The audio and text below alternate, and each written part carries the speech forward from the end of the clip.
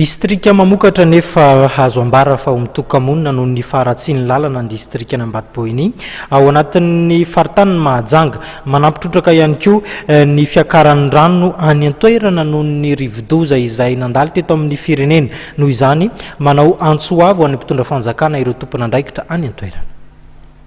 Sahirana ny mponina ao amin'ny distrika Ambatolampy taorian'ny fandalovan'ny rivodoza farany teo hoy ny solombavambahoaka Rasoanerinjatovo Botovoangy. Mivelona amin'ny fambolena ny mponina any toerana, mamoka bary, lojy, katsaka ary voanjo Ambatolampy.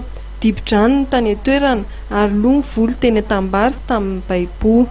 Iza dia tena toerana mamokatra amin'ny vokatra rehetra na amin'ny lafin'ny sakafo izany na amin'ny lafin'ny renan-kibon'ny tany. Isan'izany nampalaza azy dia ny fanahana voatabia fotsy voalohany.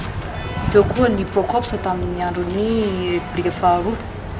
Ka manahy izay noho ny fahasimban'ny lalana, dia teo koa vokatra ny etraketraky ny rivodoza izay nandalo teto amin'ny teto Madagasikara dia isan'ny traboina tamin'izany fotoana izany ny distrika Ambatolampy.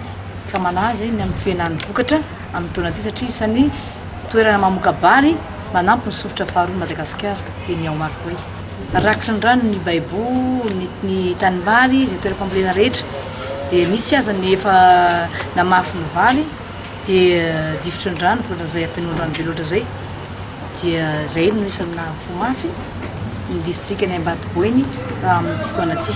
Manoloana ny fahasahiranana miantso ny ijeren'ny fitondram-panjakana ny Ambatolampy ny solombavambahoaka Rasoanerinjatovo Botovoangy. Raha ny fanazavana ny entiny dia ny masom-bolo vary ny tena tadiavin'ny mponina ny toerana. Mitaky ihany koa ny hanamboarana ny lalana mba hahafana mamoaka ny vokatra ny toerana.